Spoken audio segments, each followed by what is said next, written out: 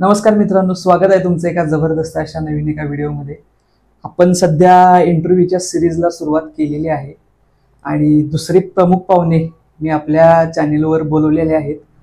तर दुसरे प्रमुख पाहुणे म्हणण्यापेक्षा माझे घरचेच व्यक्ती आहेत। ते माझ्या बहिणीचे मिस्टर अमर शिवाजी पुरीबुवा यांना आज आपण चॅनेलवर इन्व्हाइट केलेलं आहे।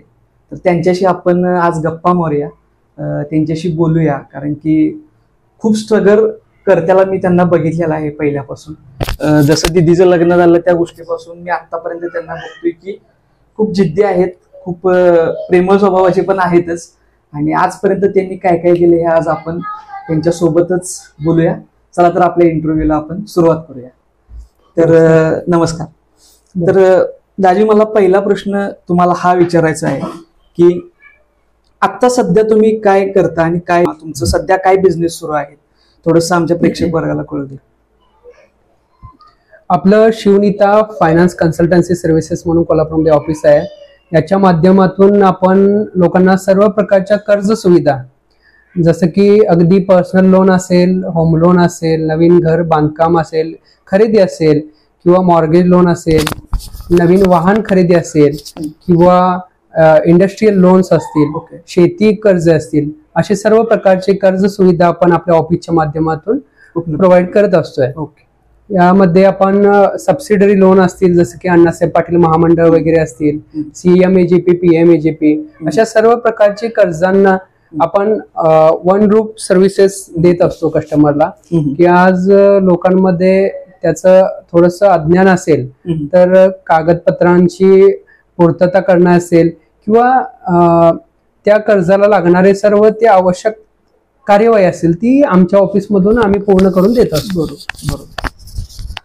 तर ह्या गोष्टीला तुम्ही कशी सुरुवात केली, म्हणजे ही आयडिया कशी आली की बाबा आपण या लोनच्या गोष्टीमध्ये आपण पडावं आणि आपण यातून एक मोठा बिझनेस पुढे उभा करू शकतो, ही आयडिया तुम्हाला कशी आली, काय आलं? मी सुरुवातीला माझं MBA फायनान्स झालं, पण शिकत असतानाच नोकरी करावी असं वाटत होतं। सुरुवातीला मी इन्शुरन्स मध्ये असताना असेट मध्ये यावं असं वाटलं। त्यावेळी मी मनप्पुरम होम फायनान्स सारख्या कंपनीमध्ये सेल्स एक्झिक्युटिव्ह म्हणून जॉईन झालो। त्यावेळी मला लोन कसं हे समजलं। ज्यावेळी मी एक्झिक्युटिव्ह असताना अनेक DSC लोक, जसं मी आता आहे तशा लोकांच्याकडे मी फाईल मागायला जात होतो। त्यावेळी वाटायचं की आपलं पण असं एक ऑफिस पाहिजे, आपल्याला नोकरी करायची नाही तर हा व्यवसाय करायचा आहे, बरोबर, असं माझ्या मनात कायम असायचं। तर एक छोटीशी सुरुवात केली आणि आज आपला व्याप वाढवत आहे दिवसेंदिवस। वाढवत आहेत म्हणण्यापेक्षा एवढा व्याप वाढलाय की आता ते सांभाळण्यासाठी बरीच लोक पण त्यांच्या हाताखाली त्यांनी आता ठेवायला चालू केलेले आहेत आणि बऱ्याच जे भरारी त्यांची चालू आहे। तर मला एक प्रश्न असा विचारायचा आहे की लाईफमध्ये बऱ्याच अप अँड डाऊन गोष्टी असतात, म्हणजे एक डाऊनफॉल असतो, परत आपण तिथून उठून, तुमच्यासोबत एक असा प्रसंग घडला असेल की ज्यातून बाबा तुम्ही फाईट देऊन त्या गोष्टी संग तुम्ही हे करून बाबा स्ट्रगल करून तिथून तुम्ही परत वर आलात आणि परत उभा राहिलात त्या प्रसंगासोबत, अशी एकंदरी घटना आपल्या तुम्ही या चॅनेलवर शेअर करा असं मला वाटतं। कसं असतं, जो जिता वही सिकंदर, तुमच्या 99 रन्स महत्वाचे नाहीत, 1 रन्सनं शतक पूर्ण होतं। तसं डाऊनफॉल्स येत राहतात, व्यवसायात असू दे किंवा नोकरीत असू दे, फ्रस्ट्रेशन येत असतंय। या सगळ्या गोष्टी चढ उतार असल्याशिवाय जीवनाला पण खरी मजा नाही, बरोबर। आणि त्यातूनच आपल्याला जो टिकतो तोच जिंकतो असं माझं म्हणणं आहे। आणि त्यामुळे शर्यत आहे आणि शर्यत फार मोठी असते आणि आपण त्यात धावायचं काम करायचं असते। आपला खेळ कसा चांगला होईल याकडे आपलं प्रत्येकाचं लक्ष पाहिजे, तरच ते डेव्हलपमेंट एक मोठी प्रोसेस आहे। त्यामुळं प्रत्येक दिवशी छोटं छोटं का असताना आपण त्या दृष्टीने पाऊल उचललं पाहिजे, मग सगळ्या गोष्टी येतात बरोबर। आणि तुमची जिद्द, चिकाटी आणि इच्छाशक्ती पाहिजे, प्रचंड इच्छाशक्ती पाहिजे की बाबा हा असं होतं ना आमच्या धंद्यामध्ये की एक फाईल्स होत नाहीत किंवा मोठी फाईल्स झाली नाही, फ्रस्ट्रेशन येतं, किंवा एखाद्या मंथ मध्ये कमी बिझनेस असतो त्यावेळी खर्च हा थांबत नसतोय, बट जोमानं कामाला लागायचं, आपली पाईपलाईन वाढवायची नव्यानं, असा बिझनेस आहे आणि ते करण्याचं आपलं काम आहे। कारण आपण या क्षेत्राला निवडलंय तर त्यामध्ये सर्वोत्तम बनणं हेच आपलं काम आहे असं मला वाटतं. नाही हे तर म्हणजे झालंच, पण एक असा किस्सा की ज्यातून तुम्ही बाहेर आलात आणि परत उभा राहिलात स्वतःच्या हिमतीवर, अशी एकंदरी गोष्ट म्हणजे की जसं की तुम्ही पहिल्यांदा एके ठिकाणी जॉबला होता आणि तिथून तुम्हाला बरंच प्रेशराईज केलं गेलं आणि त्यातून बाहेर पडून तुम्ही परत स्वतःचा बिझनेस उभा केला. तर तशा पद्धतीत हे करत असताना एक असा किस्सा काहीतरी घडला असेल की तो सगळ्यांना इन्स्पिरेशन देईल की नाही बाबा यांच्या आयुष्यात इतकी जर गोष्ट घडली आहे. नाही तर तसं मी बरेच व्यवसाय केले, एका व्यवसायावर थांबलो नाही. अगदी फिनाईलच्या बॉटल पण आम्ही विकल्या शिवनीता नावाने, सॅनिटरी पॅड विकले, लकी ड्रॉ कुपन वगैरे पण केले, बरंच काही केलं. खरं आपल्याला ह्यामध्येच नॉलेज आहे आणि ते नॉलेज डेव्हलप होईल, चांगले कनेक्ट्स आहेत. त्याच्या माध्यमातून मी स्वतःचा दाताचा दवाखाना पण काढला होता. असे नाना विविध प्रकार मी केले व्यवसायामध्ये असताना. आणि माझं म्हणणं आहे की प्रत्येक माणूस हा म्हणजे प्रयत्न केले पाहिजे. तुमचे ते प्रयत्न फसले तरी चालतील, अपयश आलं तरी चालेल, पण तुम्ही काय तर करताय ह्याला महत्व आहे. आणि त्याच्या माध्यमातून तुम्ही शिकत असता. एखाद्या व्यवसायात तुम्ही म्हणजे थोडंफार तोट्यात जाल, पण त्यामध्ये तुम्हाला शिकवण असते ती फार मोठी असते. ती तुमचा दुसरा व्यवसाय तरुण नेते किंवा ते वाढवते. त्यामध्ये तुमच्या ज्या ओळखी होतात नवीन लोकांना, आणि व्यवसायामध्ये दर दिवशी आपल्याला नवीन ओळखी झाल्या पाहिजेत. हे सूत्र ज्याला येते तो व्यवसायामध्ये यशस्वी होण्याचे चान्सेस खूप असतात. बरोबर. आणि मग हा बिझनेस ज्यावेळी पुढे एक्सपांड होत गेला त्यावेळी तुम्हाला म्हणजे एक अचिव्हमेंट लेवल बाबा मिळाली, त्यावेळी तुम्हाला कसं वाटलं? म्हणजे मला अजून अचिव्हमेंट लेवल मिळालेलीच नाही. म्हणजे अजून नाही आहे त्या आपण टप्प्यापर्यंत, अजून मला वेगळ्या लेवलला पोहोचायला, फार वेगळ्या लेवल आणि फार मोठा अजून आम्ही त्या लेवलला पोहोचलेलो नाहीये. तो टप्पा गाठायचा आहे आणि तो दिवसेंदिवस छोट्याशा प्रगतीने गाठायचा असतोय. आज आपण ते कार्य करत राहायचं तर टप्पा. आज आम्ही लोन बरोबर प्रॉपर्टीचे डीलिंग चालू केले. जसं की कोल्हापूरच्या लोकांना पुण्यासारख्या शहरामध्ये, मुंबईसारख्या शहरामध्ये जर प्रॉपर्टी घ्यायची असेल तर आम्ही चांगले टाउनशिप प्रोजेक्टची आम्ही हे केलेलं आहे, त्यांचं एओपी वगैरे केलेलं आहे. बरोबर. आणि आम्ही त्यांचं चॅनल पार्टनर म्हणून कोल्हापूरमध्ये काम पाहतोय. आणि आपण लोकांना विनाशुल्क ही सर्व्हिस देतोय. जसे की कोल्हापूरचे लोक, डॉक्टर असतील, शिक्षक असतील, किंवा मुलांसाठी त्यांना आई वडिलांना कोल्हापूरच्या पुण्यामध्ये फ्लॅट घ्यायचा आहे तर त्यांना आपण विनाशुल्क ती सुविधा देतोय. त्यांना एक विश्वासाचं नाव करायचंय. आम्हाला शिवनीता हा ब्रँड करायचा आहे. त्यामध्ये आपण लोकांना सर्व प्रकारच्या सुविधा कोल्हापूर मधून देऊ शकतोय. आज आपण कोल्हापूर बरोबर कोकण असेल, पुणे असेल, त्याचबरोबर कर्नाटकमध्ये विजापूर आणि गुलबर्गा या दोन्ही शहरांमध्ये आपले ऑफिस थ्रू काम चालतं. यामध्ये आपण पर्सनल लोन पासून अगदी मोठे प्रोजेक्ट फंडिंग केलेले आहेत. आणि आपल्याला तो व्यवसाय खूप मोठा पसार आहे. बरोबर. आता आपण त्यामध्ये सुरुवात आहे. बरोबर. असं काय आपण अजून आपलं उद्दिष्ट पूर्ण केलेलं नाहीये. तो टप्पा फार मोठा असतोय आणि हळूहळू सुरुवात आहे. बरोबर. तर प्रश्न भरपूर आहेत मला, मी काही विचारायचं थांबणार नाही. अजून एक विचारायचं होतं की तुमचा फॅमिली बॅकग्राऊंड कसा आहे, म्हणजे सपोर्ट कसा होता लहानपणापासून, बालपण कसं गेलं, किंवा फॅमिली बॅकग्राऊंड कसं होतं काय? माझ्या आई वडिलांनी माझे खूप लाड केलेत, पण वडील वाढल्यानंतर माझ्यावर परिस्थिती म्हणजे आता काहीतरी करायला हवं. ज्यावेळी माझे वडील 11वीत असताना वाढलेत, बरोबर, त्यावेळी माझी स्वतःची आईची आणि 2 बहिणींची जबाबदारी माझ्यावर होती. शेती वगैरे तशी म्हणजे सदनता होती गावी, पण असं काही मोठा आधार वगैरे नव्हता. त्यामध्ये त्यानंतर माझ्या मोठ्या बहिणीचं लग्न झाल्यानंतर माझ्या भाऊजींचा फार मोठा, मला ते माझे आदर्शच आहेत, त्यांचा फार मोठा आधार आहे मला, किंवा मार्गदर्शन त्यांचं असतं. एक मोठे व्यावसायिक आहेत, माझ्यापेक्षा कितीतरी पण मोठे, त्यांच्याकडून आम्ही छोटे छोटे गोष्टी शिकत असतो. बरोबर बरोबर. माझे चुलते आहेत लेबर इन्स्पेक्टर, ओके, त्यांचं इचलकरंजीचे शामराव पुरी बुवा, त्यांचं मला मार्गदर्शन असतं. माझी मोठी बहीण असेल.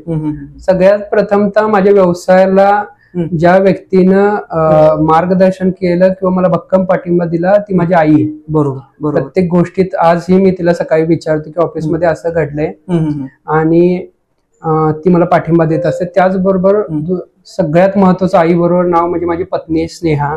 बरोबर. तिनं मला हा व्यवसाय करण्यासाठी फार प्रोत्साहन मोठी दिलं. मोलाची साथ दिली की ती माझ्या पाठीमागे भक्कम असल्यामुळे मी आज हा व्यवसाय करतोय. ती मला प्रत्येक वेळी म्हणत असते की मी बाकी बघतो, माझ्या घरची जबाबदारी असेल ती मी बघतो, पण तुम्ही तुमच्या व्यवसायात पूर्णपणे झोकून द्या आणि तुम्ही तुमचं स्वप्न पूर्ण करा. अशा ह्या घरच्या 2 स्त्रियांमुळं पहिल्यांदा मी माझ्या व्यवसायात चांगली प्रगती करतोय असं मला वाटते. आदर्श बाहेरचे असतातच, सगळे मार्गदर्शन आहेतच, बट घरातूनच मला ह्या 2 स्त्रियांचा चांगला पाठिंबा आहे. त्यामुळे मी उत्कृष्ट काम करण्याचा प्रयत्न करतोय. बरोबर. शांतता आणि संयम आहे की पटकन ते कुठल्या गोष्टीला रिॲक्ट करत नाहीत. त्यांना ज्यावेळी रिॲक्ट करत असते त्यावेळी ते बरोबर करतात, मला माहिती आहे. पण ते सगळ्यांना शांत पद्धतीने नेऊन सांभाळतात, पुढे घेतात, सगळ्या गोष्टी करतात. तर दाजी, प्रश्न असा आहे की तुमचं बालपण कसं गेलं? लहानपण कसं होतं? अगदी गोड होतं का कसं? म्हणजे त्यात पण स्ट्रगल होता? बालपणमध्ये माझे वडील जोपर्यंत होते तोपर्यंत माझ्या आयुष्यात कधीच स्ट्रगल नव्हता. बालपण हे खूप गोड होतं. आम्हाला टीव्हीवर जे चॉकलेटची जाहिरात लागायची ते चॉकलेट मिळायचं. ज्या पेनची टीव्हीवर जाहिरात बघायचो ते पेन आमचे वडील आम्हाला कोल्हापुरातून जरी गावी असलो तरी सगळ्या गोष्टी आम्हाला मिळायच्या. कारण माझं एक स्वप्न होतं घरच्यांचं की अधिकारी बनायचं, क्लास 1 ऑफिसर बनायचं. त्यामुळे मी पहिलीपासून अगदी पहिला नंबर कधी सोडलाच नाही. खरं नंतर जबाबदारी आणि मला मॅनेजमेंट खूप आवडू लागलं, त्यामुळे मी मॅनेजमेंट आणि स्वतःच्या व्यवसायाकडे वळलो. बालपण आम्ही बहीण भावंड आणि मोठं कुटुंब, एकत्र कुटुंबात थोडं वावरल्यामुळं बरोबर सगळ्या सुखसोयी आम्हाला उपलब्ध होत्या. अगदी फोन, टीव्ही सगळ्या गोष्टी आम्ही उपभोगलेल्या आहेत. त्या काळामध्ये आमच्याकडे मोबाईल पहिल्यांदा किंवा कॉर्डलेस फोन आमच्या घरी होता. बरोबर बरोबर बरोबर. त्यामुळं सगळ्या गोष्टी आम्ही बऱ्यापैकी त्या उपभोगलेल्या आहेत किंवा खूप छान पद्धतीचं बालपण आमचं गेलेलं आहे. पण ज्यावेळी तुमचे वडील गेले त्यावेळी 2 बहिणी मागे होत्या, आई होती, तुम्ही पण खूप लहान होता. त्यावेळीची परिस्थिती तुम्ही कशी सांभाळली आणि कसं त्यातून तुम्ही पुढे गेलात? कसं असतं, माणसाकडे चांगले विचार, चांगले तत्व आणि असं चांगलं एथिक्सनं जर माणूस जगत असेल आणि तुम्हाला जर दुसऱ्याचं चांगलं होण्याची आणि चांगलं बघण्याची क्षमता असेल तर निश्चितपणे तुमचं पण चांगलं होतं. आणि परमेश्वर, मला विश्वास आहे की परमेश्वर तुमच्या पाठीशी कायम उभा राहत असतो. मी बघितले अशी परिस्थिती आली होती आमच्यात पण, काही तणाव वगैरे वडील वाढल्यानंतर बरेचसे प्रसंग झाले, पण म्हणजे परमेश्वराने आम्हाला त्यातून तारून नेलं आणि आम्हाला ती परिस्थिती आम्हाला मजबूत बनवत गेली. माझी आई आम्हाला चांगलं शिकवत गेली, बरोबर, प्रत्येक परिस्थितीशी कसं लढायचं, आणि आम्ही त्यातून मजबूत असं कणखर होत गेलो. असा प्रवास आहे. मला एक सांगा, या बिझनेसमध्ये तुमच्या लोनचे मला वाटतं आता बऱ्याच लोकांनी कन्सल्टन्सी काढलेली आहे, बऱ्याच ठिकाणी फसवाफसवीच्या गोष्टी दिसतात, तर याबद्दल तुम्हाला काय बोलायचं? आज लोनचा व्यवसाय असू दे किंवा टूर अँड ट्रॅव्हल, म्हणजे जिथं शिक्षणाचं काही लागत नाही असं प्रत्येक जण म्हणतो की मी हा व्यवसाय करतोय. आज कोल्हापूरमध्ये आमच्यासारखे 150-200 लोक असतील, पण मी असं नाही म्हणत की सगळेच खराब आहेत. असे खूप चांगले पण लोक आहेत जे परिपूर्ण सर्व्हिस देतात. आमच्यासारखे लोक, आपल्यासारखे बरेच लोक आहेत, पण सगळेच तसे नाही. तर आपण कस्टमरचं सॅटिस्फॅक्शन कशा पद्धतीने करतो हे महत्वाचं आहे. आणि आज मी स्वतः MBA फायनान्स आहे, आणि एजंट असणं आणि कन्सल्टंट असणं यातला मेन फरक काय आहे की लोकांना खरोखर त्यांचं सॅटिस्फॅक्शन झालं पाहिजे आणि ते आमच्याकडे आल्यामुळं त्यांचा निश्चितपणे फायदा झाला पाहिजे. बरोबर. आणि मग ज्यावेळी बाबा काही गरीब कस्टमर्स पण तुमच्याकडे येत असतील, म्हणजे ज्यांचं लोनच होत नाही, तरी पण तुम्ही अशा काही फाईल्स केलेल्या आहेत, म्हणजे मला माहिती आहे. हो, तर मी अशा काही लोकांचे केले, जसं शियामध्ये केले होते की MIDC मध्ये होते, त्यांचं नाव रेडेकर वगैरे काय तर होतं. तर साधारणपणे त्यांना मला वाटतं 2018-19ची गोष्ट आहे, त्यांना लोन मध्ये इन्कमचा प्रॉब्लेम होता. आम्ही ते गोष्ट स्वतः स्टडी केलं, माझं नवीनच प्रॅक्टिस होती, आणि त्यांना ते लोन मिळवून दिला. तर त्यांनी त्यांच्या वास्तुक्षमतेला मी आल्याशिवाय त्यांनी जेवण केलं नाही. आमच्या बरोबर ते जेवण करायला बसले, आमची वाट बघत बसले. तर साधारणपणे काय असतं की फीज देणं किंवा आमची फी, कन्सल्टिंग चार्जेस घेणं हा कमर्शियल विषय वेगळा. बरोबर. तो प्रोफेशनल प्रॅक्टिसचा विषय आहे. हम्म. पण आम्हाला लोक इमोशनली खूप अटॅच होतात बरोबर. आणि आमचं ज्यांचं आम्ही अशा पद्धतीने मदत करतो किंवा त्यांचं सॅटिस्फिकेशन होतं हम्म. ते खरोखर आम्हाला आमच्या ऍडव्हर्टाईजचा स्टेटस स्वतः ठेवतात, बरोबर. त्यांच्या पै पाहुण्यांमध्ये आमचं मार्केटिंग करतात. बघा. म्हणजे ही खूप मोठी गोष्ट आहे आणि ते आम्हाला त्यांचे शुभाशीर्वाद देत असतात. बरोबर बरोबर. परवाच बावड्यामध्ये मी आमच्या घरासमोरच्या एका मुलग्याची केस केली, हा. तर तो खूप फिरला होता गेल्या 5-6 महिन्यात आणि मिळालं. त्याला लागणारी कागदपत्रे वगैरे म्हणजे तो खूप असा रश झाला होता. खूप तो ह्या लोनच्या प्रक्रियेमध्ये यंत्रणेमध्ये तो थोडासा असा ग्रासून गेला होता. तर तो माझ्याजवळ आला, मी त्याचा प्रॉपर अभ्यास केला आणि अभ्यास केल्यानंतर त्याला लागणारी जी कागदपत्र आहेत ती मी त्या शासकीय ऑफिसमध्ये स्वतः जाऊन ती काढलीत आणि त्यांना ते मिळवून दिलं. ज्यावेळी त्यांना तो मेसेज आला बँकेचा की तुमच्या खात्यामध्ये कर्ज जमा झालं आहे, त्यावेळी मला त्याचा अगदी आनंद अश्रूने फोन आला आणि तो किंवा त्याची आई असेल त्यांचा जो आनंद होता बघा तो पैशामध्ये मोजता येत नाही आणि ते आशीर्वाद आहेत ना हे कोणाला मिळत नाहीत. म्हणजे मी तर ही खूप मोठी गोष्ट आहे. म्हणजे तुमच्या ह्या फील्डमध्ये तुम्ही फक्त पैसा मिळवत गेलेला नाही, तर माणुसकीही तितकीच जपत गेलाय आणि आपुलकीही तितकीच तुम्ही जपत गेला. व्यवसायामध्ये तुमच्या जिभेवर साखरच पाहिजे, डोक्यावर बर्फच पाहिजे आणि ही जी लोक जितकी वाढतील त्या लोकांची, चांगल्या लोकांची आणि आपण सॅटिस्फिकेशन केलेल्या लोकांची ज्यावेळी चांगली साखळी बनेल त्यावेळी तुमच्या व्यवसायाची उपयुक्तता आणखी वाढेल असं मला वाटतं. बरोबर बरोबर. मग ह्या बिझनेस मध्ये तुमच्या ह्या चालवत असताना कधी कधी प्रॉफिट होत असेल, लॉस होत असेल, ह्या गोष्टीला कसं बॅलन्स करता? म्हणजे ते होत असतं, पण एक व्यावसायिक म्हणून एक फायनान्शियली गोष्टी पण बघणं गरजेचं असतं एका योग्य वेळेनंतर. तर काही पॅसिव्ह इन्कम पण जनरेट झाले पाहिजेत. जसं मी म्हणलो की लोन बरोबर आमचं रिअल इस्टेटचं असेल, असे नवीन नवीन त्याला लागूनच जे रिलेटेड व्यवसाय आहेत ते वाढवले पाहिजेत असं माझं म्हणणं आहे. त्या दृष्टीने माझे प्रयत्न चालू आहेत. आता रिसेंटलीच तुम्ही मला वाटतं 6-7 महिन्यापूर्वीच क्रेटा गाडी घेतली. तर स्टार्टिंग ज्यावेळी तुम्ही केलेली तुमचा जॉब म्हणजे तुमच्या ह्या बिझनेसला, त्यावेळी तुमच्याकडे एक साधी गाडी होती, मला माहिती आहे, घरच्यांना सगळ्यांना माहिती आहे. त्याच्यातून आपण 4 चाकी स्वतःची विकत घेतोय, ही फिलिंग तुम्हाला त्यावेळी कशी? मला निश्चित आनंद आणि अभिमान आहे, बट ही काही चैनीची वस्तू नाही. लोकांना वाटेल की काही मी चैनीसाठी, ही आमच्या कामासाठी उपयुक्तता आहे. कारण आज आम्हाला आमचा व्यवसाय वाढवायचा तर ही गाडी पाहिजे आणि दरवेळी ती गाडी आम्ही भाड्याने घेऊ शकत नाही. त्यामुळं हे आमचं एक प्रकारचं भांडवल आहे. जसं प्रत्येक व्यावसायिकाचे काही भांडवल असतात, तसं आमचं एक भांडवल आहे, कॅपिटल आहे आणि ते आमची गरजू वस्तू आहे.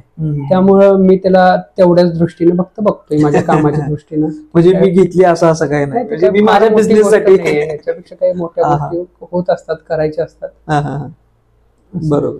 तर बिझनेस बद्दल फ्युचर प्लॅन्स काय आहेत? नाही, कुठे एक्सपांड करायचा आहे बिझनेस, काय असं काय? मला आता येत्या काही वर्षात तर पुण्यामध्ये आमची ब्रांच काढायची, शिवनीता कन्सल्टिंग सर्व्हिसेस. यामध्ये लोन्स आणि प्रॉपर्टी कन्सल्टेशन असेल. याचबरोबर कर्नाटकात गुलबर्ग्यामध्ये ब्रांच काढायची आहे. आणि भविष्यात आपलं, कारण लोकांच्या बदलत्या जीवनानुसार अपडेट झालं पाहिजे म्हणून काही आपल्याला माझी वेबसाईट असेल, माझा ऍप असेल, ह्या गोष्टी थोड्याशा डेव्हलप करत आम्हाला जायचं आहे. ओके. म्हणजे आता थोडासा डेव्हलपमेंटचं हे सुरू होईल, थोडा अपडेट सुरू सगळ्या बिझनेस मध्ये आता वाढतील. तर आता एवढ्या सगळ्या गोष्टी झाल्यात, तर परमेश्वर तुम्हाला नक्कीच खूप खूप यश देव आणि तुम्ही असं स्ट्रगल करत खूप छान पद्धतीनं नेहमी तुम्ही वरच्या लेवलला पोचा, पण असेच राहा हीच परमेश्वराकडे प्रार्थना. आणि थँक्यू, तुम्ही वेळात वेळ काढून माझ्या चॅनलवर मी बोलवलं म्हणून आलात, त्याबद्दल तुमचं खूप खूप थँक्यू. नमस्कार. भेटूया नवीन एका व्हिडिओमध्ये असाच एक नवीन विषय घेऊन. थँक्यू.